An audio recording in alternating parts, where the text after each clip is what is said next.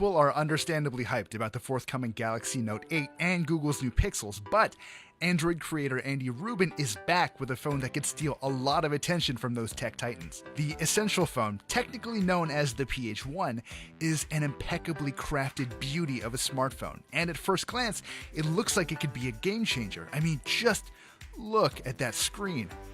Rubin himself told reporters that Essential engineers wanted to build the sort of high-end phone they themselves wanted to use, and there's no doubt the PH1 is a technical marvel, not to mention an incredible first attempt. Just know that it doesn't get everything right. I've already covered a lot of ground in our hands-on video, so I'll try not to be too repetitive. That said, there's a whole lot we need to talk about.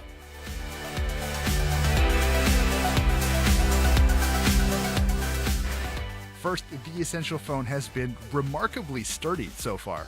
I've spent my week with it shoving it into pockets with keys and loading it into a fully loaded backpack, and it still looks like it did when I pulled it out of the box for the first time. I've dropped it a few times too, accidentally of course, and both the ceramic back and titanium frame shrugged it off like nothing happened. It's rare that a phone that I test stays this immaculate for a week of daily drudgery, so credit to Essential for building a remarkably beefy little phone. It's still too bad the PH1 isn't water resistant though. Essential also gets props for the screen, which, as I'm sure you've noticed, stretches almost completely over the phone's face. I say almost because there's a little notch cut out of the top to accommodate the 8-megapixel front-facing camera. This is one of the biggest changes to smartphone design since hardware makers ditched physical keyboards, and it's still impressive even after the first holy shit moments subsided. Essential should be proud of this technical achievement, but honestly, I don't love the actual LCD panel the company chose. Viewing angles and colors are decently vivid, but the deep, sumptuous colors you'll get on something like a Galaxy S8 are much more alluring. Screen brightness could also be a little better. It's totally readable in broad daylight, but other phones definitely have the edge. It's a bummer, but not every app makes use of all that extra screen space.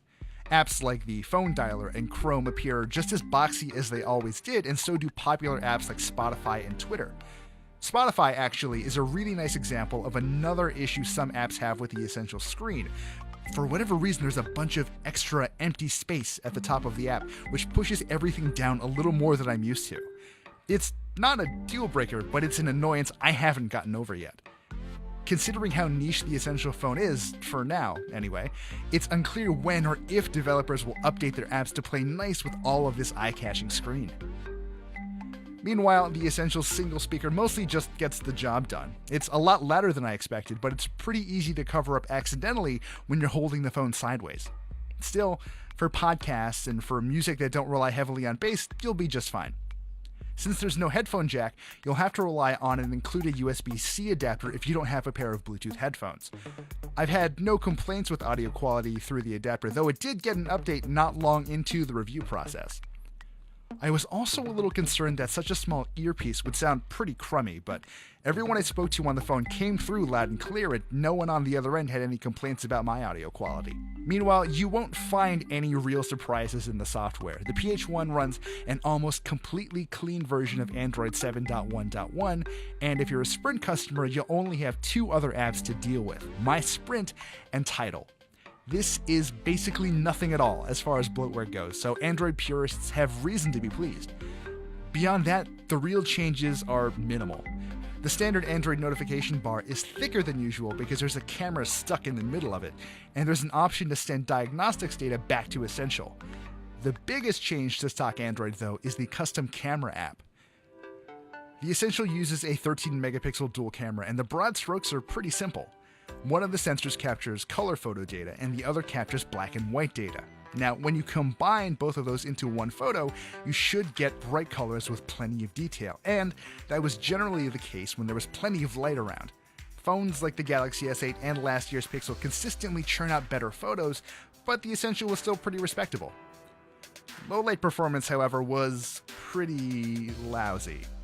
Just days after I received the phone, Essential pushed a software update with a new HDR mode and major performance enhancements for the phone's camera.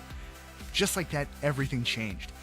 I wouldn't say it's a night and day difference because the PH1 still has a lot of trouble in low light, so you'll find a lot of fuzzy, indistinct edges. Compared to how things used to be, this is a huge improvement. Compared to the rest of this year's flagship smartphones, though, the Essential still kind of disappoints. At least the 8-megapixel front-facing camera works well, selfies were nicely exposed and offered up quite a bit of detail. And for better or worse, shooting with the Essential is dead simple. There's no pro mode here, and the number of settings available to you are minimal. With the original software, there was some noticeable lag when switching between the color and monochrome cameras. Now that lag is still here, but it's less bothersome now. If nothing else, it's reassuring that Essential is crazy fast at pushing out fixes. As I'm writing the words you're hearing now, the company released another update to quash some issues with the camera. I don't expect it to fully solve all of the camera's issues, but we'll continue testing it, and in the meantime, Essential seems to be taking all of our criticism with the right attitude. Meanwhile, performance was exactly what you'd expect out of a modern flagship phone that isn't drowning in bloatware. Everything feels pleasantly smooth, and jumping in and out of multiple apps is a breeze thanks to the 4GB of onboard RAM. Visually intense games like Afterpulse run very well here too, with basically no stuttering or lag. This isn't a surprise since every other flagship phone I've tested this year was capable of the same, but whatever. Speed is speed, and there's plenty of it on offer here.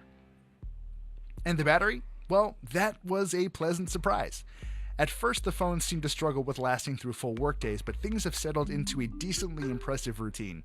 Since then, I've been able to use the Essential phone for a full day without recharging, and it'd usually have about 20% left the following morning when I didn't bother to charge it.